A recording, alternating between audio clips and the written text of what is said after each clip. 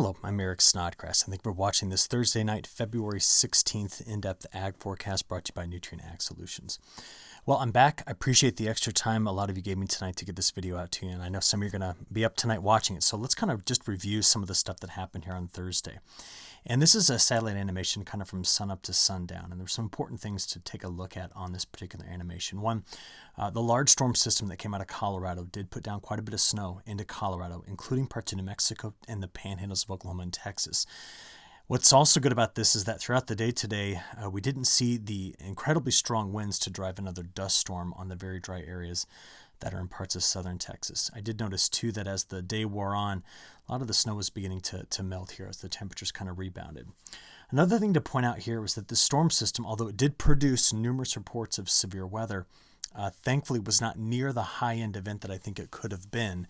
And there's a lot of reasons why that was, but I think it was more about the way that the ingredients, the shear, the instability, the moisture kind of lined up with this particular system. That wasn't the very sharp setup that you would need to have like a negatively tilted trough or anything like that to really produce this, but still a pretty big event that went across parts of the Mid-South and then throughout the Southeast as the sun set today, all the way up into the Ohio River Valley, where we were still seeing some storms this evening. On the backside of this, a lot of cold air came in, and we did get some snow on the backside of this, despite the heavy snow on the main snow band that stretched again from Kansas and Nebraska straight through to Wisconsin.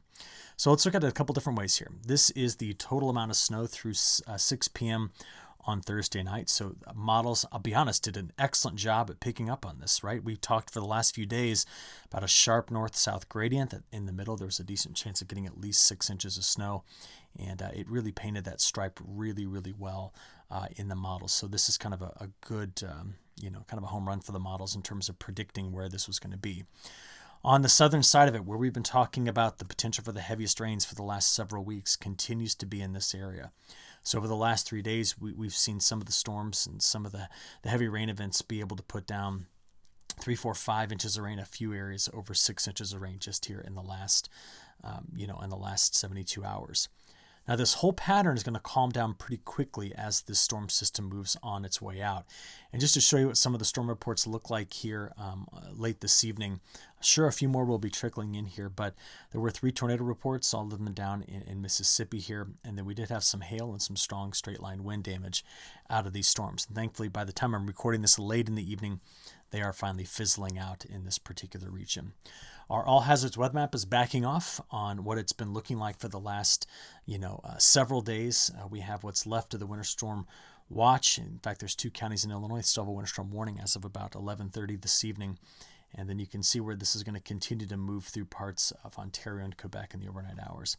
We do have flood watches out for parts of Kentucky and getting into West Virginia and far southern counties here in Ohio. And just want to make a point again that every one of these little polygons you see here is around a river that's flooding across parts of the South, Mid-South, and Southeast. And this is something we're going to talk about as being a potential hazard going forward as we press on through the month of February and into March. We're going to give you that latest spring outlook just a few minutes from now. So let's pick this up with the 0Z NAM model. So we'll start at about 11 o'clock tonight. And throughout Illinois, there were some very strong winds, including some convective snow bursts. In fact, I ran into a little bit of freezing rain around Champaign when I was coming home. But you do notice still more snow on the backside of this as these storms kind of broaden out here and just produce a pretty broad shield of precipitation through the overnight hours. As we've been discussing, as this moves into New England, we could get some more ice out of it. There's quite a bit of cooler air coming in on the backside, but this front just kind of loses its punch as it goes across and toward the East Coast over the Appalachian Mountains. And so we will be watching on Friday for showers and storms in this area, but right now, nothing in the way of severe weather. The rest of the weekend, there is the first clipper that's circling through parts of northern Ontario. You can see the southern edge of the snow right there, and that kind of just breezes on through. And there's a second clipper that comes out on Saturday, right here coming through Manitoba. Could bring in some snow showers here into Manitoba, the Red River Valley of the North, just a little bit, and then some snow into Montana. But most of this is relatively light, okay? So that's it. The weekend is going to really start to calm down. So given that we've got that kind of picture out of the way, I'd like to now just step back and look at some bigger picture things. So I love these ranks maps. I think they're just very informative about what the pattern has been doing. And this again shows us from the start of this year through February 15th, precipitation ranks. And so we can see there's overall been a pretty narrow corridor in through here, really in this area where we've put down a lot of snow as of late. And this latest system is a little bit farther to the south of it, but certainly still more snow there. But the farther south you go into Texas, this is just an area that's been drier. Into parts of West Virginia, coming up here to Virginia, Maryland, Pennsylvania, this is an area that's been drier as well. So this precipitation that's coming through tonight here on Thursday night to Friday morning is going to help out with this. The drought situation in Florida, I think, is going to continue to get worse given the strength of this very large subtropical ridge. But I do see better snows for parts of Montana, North and South Dakota, Minnesota, really adding it up here. And the longer range forecast for the Northwest and California looks very good as well. The places that will likely struggle to get moisture out of this pattern are primarily going to be limited down here to parts of the southern and high plains in Texas, Oklahoma, and New Mexico. This is an area that I don't see the current setup delivering a lot of precipitation. Same thing for parts of Florida underneath that southeast ridge. But this is just what the latest drought monitor shows across the United States. And again, we're sitting somewhere around 60% of the land area in some form of drought. And the ongoing narrative we're going to continue to have through the rest of winter and spring is, how does this continue to shrink with time, and what's going on with that 40-inch soil moisture map? Because having spent a lot of time traveling throughout the Midwest this week, speaking as far east as Ohio, as far south as Mississippi, numerous times in Illinois, Iowa, Nebraska, and an event both in South Dakota and North Dakota, every single state I have run into a grower who is very concerned with the fact that 40-inch soil moisture number is still very, very low. And as we've been talking about, this is all this is all the remnants of the fall 22 drought.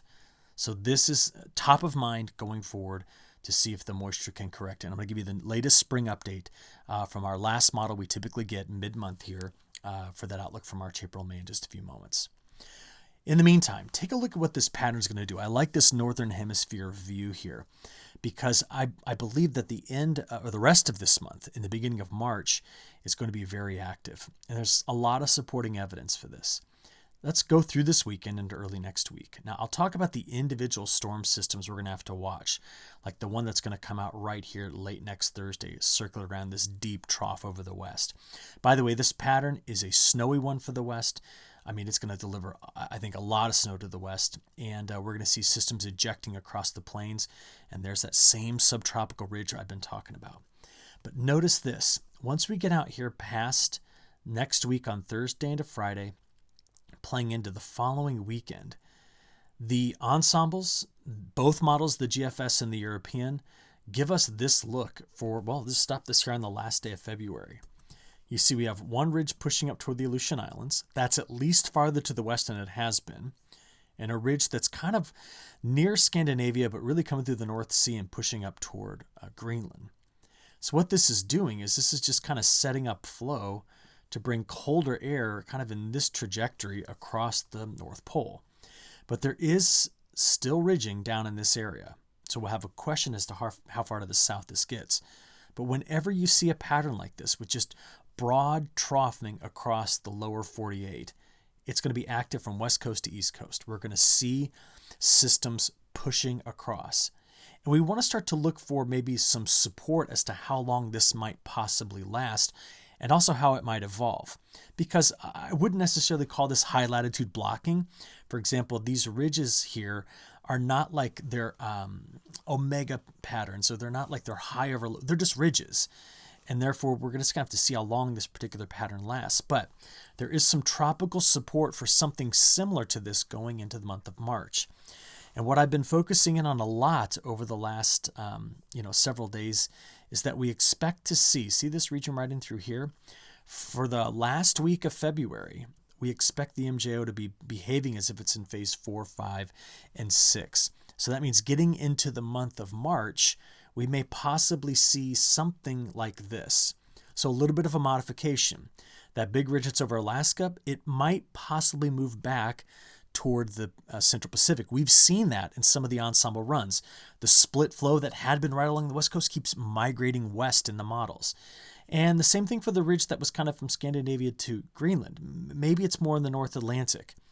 And what that's going to do is it's going to set the jet stream up. We just put a new set of arrows on here to kind of come out of the Pacific and dive down into the west. That's a strong signal for increased precipitation and cold weather in the west. And that flow's got to then run up over some sense of a ridge right here. And the only place where I don't like this pattern for is going to be in Texas and in Florida. And I'll explain to you why in just a few moments. This is also not the pattern that drives those big those big nor'easters playing with Arctic air up the East Coast. It's not the right setup for that. But it's not dry for the East Coast. And I'm just thinking about the overall drought health going into next year, ensuring that we don't develop it. And I like this pattern for early March. So this was just released today. Let's have a close look at this. This is now the March 2023 average temperature anomalies on the left and precipitation anomalies on the right. Now, even though you see drier conditions in California, we will be seeing a lot of moisture coming into this area in the next 10 days. Wetter in the Pacific Northwest, well, that would certainly be the case if we end up seeing troughing in the Gulf of Alaska like this. That would really drive that particular pattern. And could this mean that systems kind of reinvigorate over the mountains and then really draw on their moisture in between this corridor? It does. Now, depending on the placement of that southeast ridge, Florida could be drier. And unfortunately, the flow is not set up to deliver a lot of moisture to Texas. To get a lot of moisture into this area, we've got to have a strong subtropical component of the jet that just makes this hard turn here. I'll prove that to you at the end today, because we're going to look at this Great Plains drought one more time at the end of this forecast video, or here in a few minutes, actually. So, sorry about that. Let's get into the kind of bigger news here. The CPC has released its newest data on what it is expecting for the month of March. And that's what we've got right here. So this is now the precipitation and temperature anomalies expected for the month of March. And it's overall very much in line with what we've seen from some of the other models. You just saw the European a few seconds ago. What I want to also bring up with in this particular forecast is the seasonal outlook on drought. So this is the newest update released here on February 16th all the way through May 31st. And the biggest changes are, while the models that the CPC uses are still expecting drought to be in place in parts of Oklahoma, Kansas, Nebraska, and pockets throughout the northern plains, back into Montana, there's still expected to be some improvement in the drought in that area. And I buy into this 100%. What I am worried about is, will we get the moisture consistently back to relieve the drought here or in Southern California? And then if we continue to see big subtropical ridges over Florida, that's going to continue to be a drought problem for them as well. Now, a moment ago, I showed you the 1 month outlook. This is again for March, released here on February 16th, but this is for March 2023. And they also updated their outlook for the March, April, May. And in a nutshell, what you're seeing right here from the new CPC seasonal guidance matches what the European model is saying. It matches what the NMME is saying overall. It matches everything. I mean, all of our major modeling systems that are released here in the front half of every new month are almost all giving us the same outlook. Now, that means they could all be right, or they could all be wrong, or there could be some sort of blend. That's why we keep the picture evolving each day with what we expect to have happen. There is an outlier I'd like to discuss with you, though, okay? Because a part of the Climate Prediction Center's modeling suite is a model called the CFSV2. And the CFSV2 just released a new forecast that suggests that March, April, and May is going to be extremely stormy and very wet through the midsection of the United States into the Canadian prairie. And we saw this, at least I saw it today and talked it over with my colleagues, going, what has to happen to make that occur? And why do none of the longer range models, except for this one, make this forecast? Now, we don't often look at the CFSV2 monthly data, and there's a reason for that. It often exhibits a lot of erratic behavior. It's a great model, but it's not one that I tend to consistently rely on in this kind of prediction. Now, I'll be honest, if I got to pick and choose, I would want this to happen. I mean, everybody would. This is a drought-busting look. but I have to ask the question about its feasibility. So what I did was I went to the Great Plains, where we know the drought is anchored right now. And we know, because we've been discussing this, that this is an area that must see corrective action going into spring. So I said, show me back to 1895, the April, May, and June precipitation totals for the whole of the Great Plains. And I wanted to find what these wettest years were. So I plucked off the really wet ones and made some composite maps to talk about. First of all, this is where they are, where they look wet. You notice that April to June timeframe, currently being forecast by the models, has this area wet and this area drier. So we would need to know what it would take to completely flip that pattern to return the moisture here. And the answer is this. We need to get a deep trough to becoming a more regular feature through the Gulf of Alaska, through the Aleutian Islands. And while that deep trough sits in this area, we also need to develop a subtropical component of the jet. That's very common when there's an El Nino, but we're not yet to El Nino. You see, this whole pattern in through here, I mean, it'll drive deep cold air into the western United States, troughs will eject, and the flow will just come screaming out like this, because there's almost like this omega block that sets up right here. Do you see the omega? And that's the case in these really, really wet April to June time periods. Now, what's the likelihood of getting a pattern to set up like this? At this point, certain components of this are almost impossible to develop. One is the subtropical jet. Two, we've yet to see this entire winter a major breakdown to deliver a deep, persistent trough here. It tried in early January. Remember that really wet time period, but there was no trough here. It was just zonal flow. And we haven't seen the North Atlantic behave like this yet. But there's a lot of snowpack in the Intermountain West. And there is some historical reference to suggest that snowpack could help create kind of a broader low across the western United States by just sensibly keeping the atmosphere cooler there. And if we do maintain a subtropical ridge, I know we're getting a lot of arrows here, but if we are able to maintain a subtropical ridge and troughing features happen here, we could deliver some moisture to the very dry parts of the plains. But you notice how I'm not talking about this with a tremendous amount of confidence, because we've also known that the newest outlook for that same time period, March, April, May, or even going forward into April, May, and June, the longer range models are still trying to plant drier conditions in this area while keeping the Ohio Valley wetter. So it's kind of the opposite of it. So I'm just going to tell you, there's a possibility. And if you want to know what it would take to completely correct the drought in the plains, which incidentally would also really work hard on correcting the drought in the western United States, we've got to get the jet stream to develop a subtropical component, a trough over the Gulf of Alaska, and get the flow to really become amplified and pick up a lot of momentum across the Pacific into the West Coast. It also helps to have some downstream ridging. Now again, nearly every long-range forecast model shows something different. And that's why the newest, let's go back to it here, newest seasonal update from the CPC looks like it does. So I just wanted to let you know that you might start to see that. Sometimes those things make it out on social media and people tend to talk about it. I just need you to know what kind of a bit more scientific thought process was about it to see if it would occur. Now, from here, I want to show you the latest, there it is, the latest ocean temperature graphic, because I want to keep this discussion going about La Nina. We continue to see the warmer water here. We've seen the trade winds completely back off across the open Pacific. And I want to complement some of the longer range forecasts for ENSO, that's El Nino and the Southern Oscillation, with the newest update from the Bureau of Meteorology, BOM, out of Australia. Now, they are the most aggressive on returning El Nino conditions, possibly by July. I think they are the most aggressive and possibly too fast, but this is their forecast for Nino region 3.4. Again, that's right out here in the central equatorial Pacific, and they've really got this coming on quickly.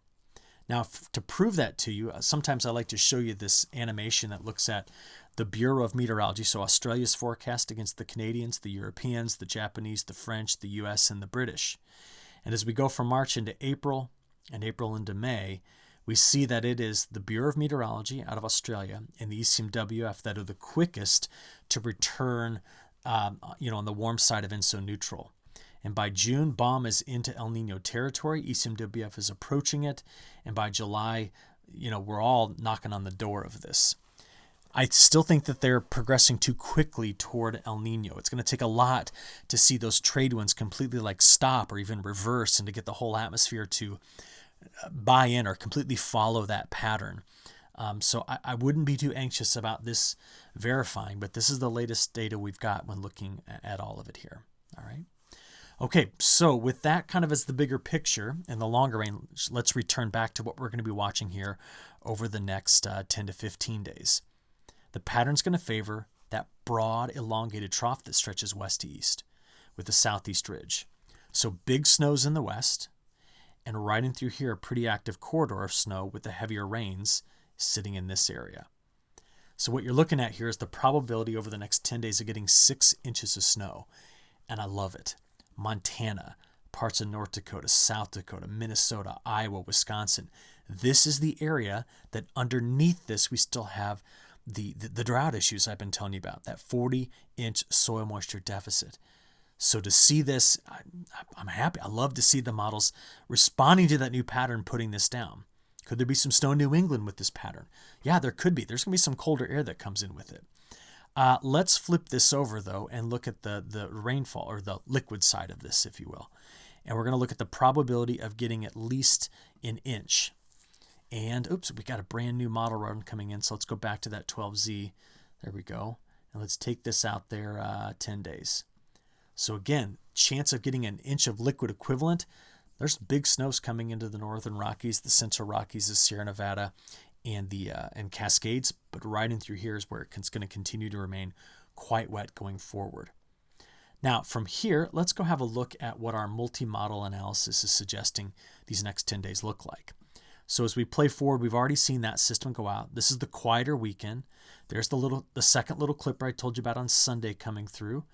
And what we're going to watch next is this system on the nose of high pressure coming out of out of Canada, but some of the air's in it's from the Arctic, right here on Monday. So there's two things happening. There's a trough of low pressure coming in off the west coast. There's the nose of high pressure out ahead of it, and it's putting snow down right here with a little clipper out ahead of it. See, it's in both models. That is Monday night, so snow in northern Minnesota on the headwaters of the Mississippi. Okay, playing from there, we're going to watch this deeper trough dive into the U.S. by next Tuesday night. Out ahead of it could be some storms from parts of the Mid-South to the Mid-Atlantic. The Europeans a bit farther south as to where that could be. But here it is, 6 p.m. on Tuesday, and the models are attempting to eject a relatively large winter storm coming out of the Rocky Mountains. Now, while this comes out across the country, on the back side of this, just an almost constant onshore flow into California. Watch over here if you're from California. Ready? Now, what we see is both models are in good agreement up to next Wednesday at noon. And as this system comes out, there will be some overrunning. You see there's a shallow but very cold air mass cutting in like this, and a really deep draw on warm moisture that'll run over the top of it. And so you can see where the GFS is putting down the risk for ice, and the European a little bit farther to the south of that. This will likely be next Wednesday night, another chance for some strong to severe storms over the south. That low then pulls to the north and east. See it right there? And as it goes toward the north and east, you can see where the heaviest snow swath is next Wednesday into Thursday. We're just going to rock back and forth over that. And then following this, as it moves into Ontario and Quebec, and possibly bringing in some snow to New England, we see this low hanging off the west coast. It's been in several model runs, just sending moisture into California. And that plays all the way out to 10 days. You see that. So this is pretty critical. And I want to show you next Wednesday into Thursday. Here's the high pressure cell that's producing the colder air. And you can see that the European model and its ensemble members are attempting to put down the low pressure track somewhere in this vicinity, which is what's giving us some confidence that this next system may actually manifest itself and run across the country about a week from now when I'm recording this. How much snow are we thinking about getting? Well, this is the current event right now that's going through, and this is what's happening with the next one. So remember the calm weekend, just got the little clipper coming through. We then see early next week the snow's building in the northern Rockies and Cascades. That's through Tuesday. The trough deepens into the west. Look at the snow coming in here. So a lot of snow in the Rockies. And then you just saw it right there. Next Wednesday into Thursday, that's the stripe through which the models are putting down the heaviest snow. Now, it's a week out, which means it could shift around and move. But we need to keep an eye on this area, and it's in the ensembles. That spot could see some heavy snows again next week. Notice, though, that onshore flow into California next Thursday, Friday, Saturday just continues. So we see snow in all the places that I want to see snow. I wish we could get some more down here in the southern Rockies, but this is good. This is a good pattern overall. On the ice side of it, I just want to make you aware that the European model for that second system has identified a larger area through here that does need to be on the lookout for the potential for an icing event. It's no longer in the Mid-South and down in Texas like the previous one was. It's up a bit farther here into the Midwest, upper Midwest, Great Lakes into New England. So please stay tuned to that as well. Remember, though, that after this next event, we see broad troughs and we see a big subtropical ridge. So that is why the week 2 forecast is still wet for California. It's probably going to be wetter for the Pacific Northwest. And systems are going to follow this, and that's why we see wetter conditions here. Drier conditions could be along the Gulf Coast because of the position of that subtropical ridge. That same pattern is also reflected in the latest 8 to 14-day outlook from the CPC. You see a very similar drawing to what I just gave you. And then you can also see that in the European model, This is the European model's forecast for week 2. All right, from here, let's talk about the temperature side of this. Let's come down here and pull up the latest temperature data. There it is. And we're, of course, past Thursday, so let's get right on into Friday. Here's Friday's temperatures. Already seeing the rebound in the northern plains, but a lot of cold air across the midsection of the country with the warmest air hanging onto the East Coast, but that's out on Saturday. And then moderation Saturday into Sunday. It's next week where the nose of the cold air begins on Monday, coming through the Red River Valley of the North, while 70s and 80s hit parts of Texas. Here we go into Tuesday and Wednesday. We can see the extent of this Arctic air as it moves into the plains. But it's right in between where the warm air is here and the colder air is occupying this area that the flow will be greatest. And that's why we see that whole region continuing to show up in the models and now again in our analysis here on the temperatures as to being the most active corridor. When we watch what the temperatures are doing in terms of a 5-day sliding window out the next 15 days, there's that Arctic air advancing, but the southeastern ridge protecting, keeping things mild over the southeast. There will be shots at colder air that do make it through the south, mid-south into the southeast, but they're just that. They're shots at cooler air. The west is cold throughout much of this time period, and that gets you all the way out there to the 3rd of March. That seems to be the way things are setting up. What I am unsure of is that we've now finally seen the full split of the polar vortex. Well, not split, more of a displacement. It's sitting here over Scandinavia. It's been displaced from its normal residency, which is right over the North Pole. That means some point in the next 3 to 6 weeks, this could kind of time itself or help initiate a pretty sizable Arctic outbreak, possibly across North America.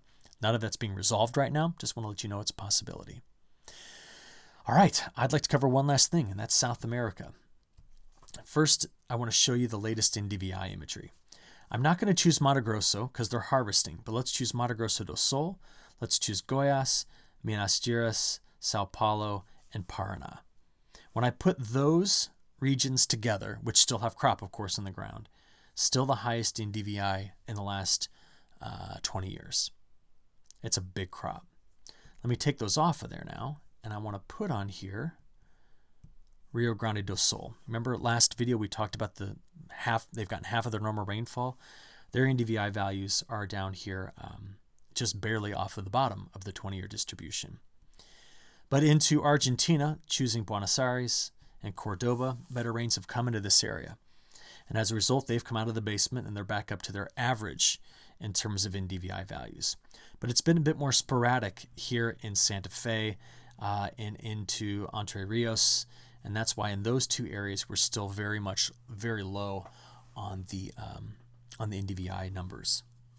So from here, I want to just talk about the temperature pattern. Over the next 5 to 10 days, very cold conditions into Argentina.